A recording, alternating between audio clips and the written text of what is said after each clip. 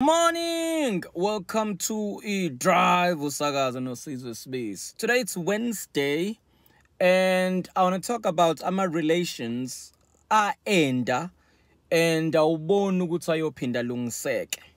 Let me tell my story. So there was this one guy whom I thought he was a friend a long time ago.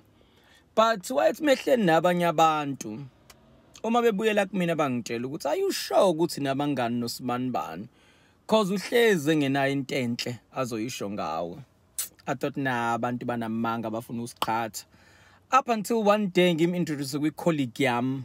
I think babe gym ndawonye or something. And then my colleague told me ukuthi no man, this person njalo mangina uhleze nento embi azoyisho ngawe.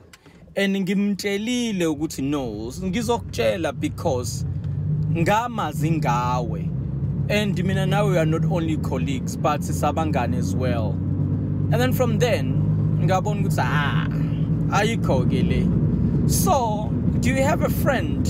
Because I'm shaya nge-current because awubona ukuthi lo muntu no akayena umngani wami. Uright kuphela masibhekene. Kodwa once ngabheka le angibulela nokungibulala. Nina futhi share, comment and also subscribe. Kulungile, bye.